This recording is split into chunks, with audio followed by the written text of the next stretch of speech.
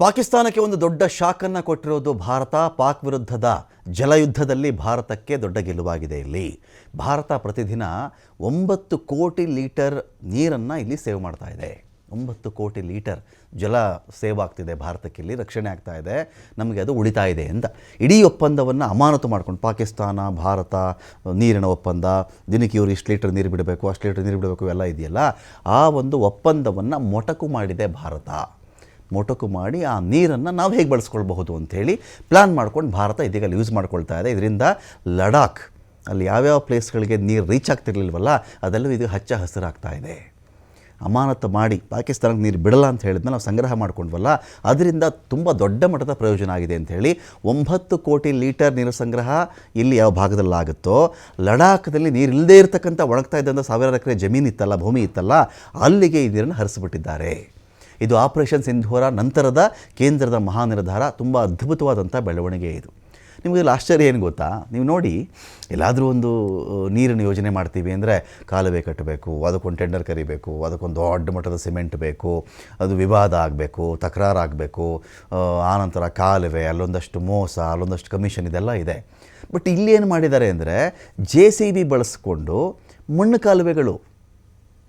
ಕಾಲುವೆ ಅಂದರೆ ನಿಮಗೆ ಮಾಡಬೇಕು ಅಂಥೇಳಿ ಸ್ಥಳೀಯ ಆಡಳಿತಕ್ಕೂ, ಕೇಂದ್ರ ಏನು ನಿರ್ಧಾರ ಮಾಡೋದು ಈಸಿ, ಸ್ಥಳೀಯ ಆಡಳಿತಕ್ಕೆ ಮನಸ್ಸಿದ್ರೆ ಸಾಕು. ನಾನು ಇದನ್ನು ಬರೀ ಮಣ್ಣುಗಾಲುವೆ ಮಾಡ್ತೀನಪ್ಪ, ನಾನು ನೀರುಗಾಲುವೆ ಮಾಡ್ತೀನಿ ನೋಡಿ ಇದೆ.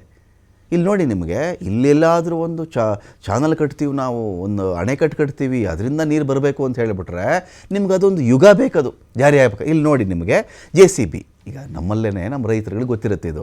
1 ಗಂಟೆಗೆ ಎಷ್ಟಪ್ಪ JCB ಅಂದರೆ ಕೆಲವು ಕಡೆ 1100, ಕೆಲವು ಕಡೆ 1200.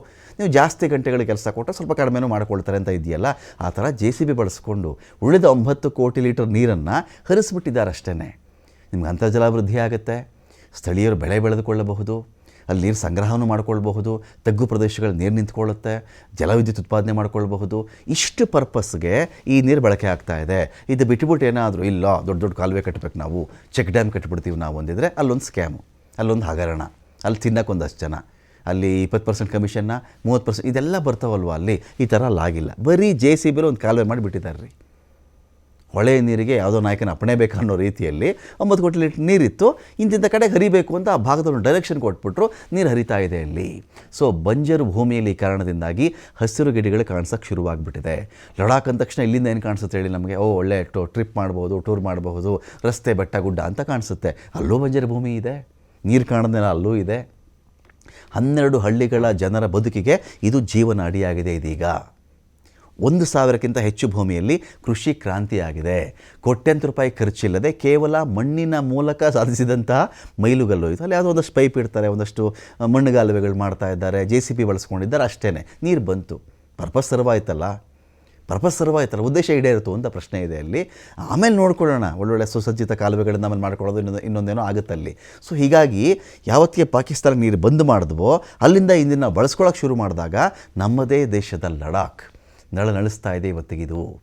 ಇಗೋಫೆ ನೀರಾವರಿ ಕಾಲುವೆಗೆ ಹರಿಸಲಾಗ್ತಾ ಇರ್ತಕ್ಕಂಥ ನೀರಿದು. ಇಗೋಫೆ ಮೊದಲಿಂದ ಈ ಒಂದು ಯೋಜನೆ ಇದೆ, ನೀರು ಸಾಲ್ತಿರಲಿಲ್ಲ, ನೀರು ಇರಲಿಲ್ಲ ಅಲ್ಲಿ. ಸೊ ಇದರಿಂದ ಭಾರತಕ್ಕೆ ಲಾಭ ಆಗ್ತಿದ್ರೆ ಪಾಕಿಸ್ತಾನ ವಿಲವಿಲ ಅಂತ ಇದೆ. ಇದರಿಂದ ದೊಡ್ಡ ಹೊಡೆತ ಬಿದ್ದಿರೋದು. ಇನ್ನೊಂದು ಕಡೆ ಶಶಿ ತರೂರ್ ಕೂಡ ನರೇಂದ್ರ ಮೋದಿ ಅವರ ಈ ಕೆಲಸಕ್ಕೆ ಇದೀಗ ಶಭಾಷ್ ಅಂತ ಹೇಳಿದ್ದಾರೆ. ಇಗೋಫೆ ಅಂದರೆ ಏನು ಅಂದರೆ ಪಾಕಿಸ್ತಾನಕ್ಕೆ ಪೋಲಾಗ್ತಿದ್ದಂಥ ನೀರಿಗೆ ಭಾರತ ಬ್ರೇಕ್ ಹಾಕಿರೋದು ಅಷ್ಟೇ. ಇಗೋಫೆ ಸಿಂಧೂ ಜಲ ಒಪ್ಪಂದದ ಹೆಸರಲ್ಲಿ ಪಾಕಿಸ್ತಾನಕ್ಕೆ ಕರ್ಕೊಂಡು ಹೋಗ್ತಾ ಆಯ್ತು ಈ ನೀರು. ಪ್ರತಿದಿನ ಹರಿತಾ ಇತ್ತು 9 ಕೋಟಿ ಲೀಟರ್ ನೀರು ವ್ಯರ್ಥವಾಗಿ.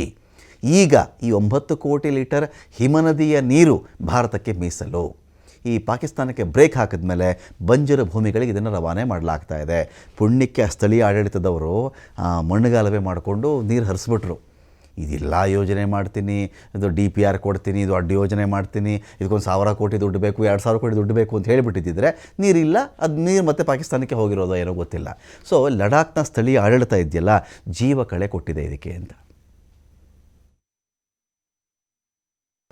I'm not seeking anything from anybody. My tweets are also reflections of what interests me intellectually, and I therefore drew attention of people so they can think about it. Thinking is not a bad activity for human beings. We need to do more of it. That's all. അത്രേ ഉള്ളൂ. പ്രത്യേകിച്ചൊന്നും പറയാനില്ല. എല്ലാവർക്കും ഓണം ആശംസ. നമ്മുടെ നാട്ടിൽ ഇന്ന് ഞാൻ എപ്പോഴും ഒരു കാര്യം പറയും, മാവേലി ആഗ്രഹം എന്താ? മാവേലി പാനീയം, ഈ നാട് പാനീയം കാലം എല്ലാവരും ഒരുപോലെയായിരുന്നു.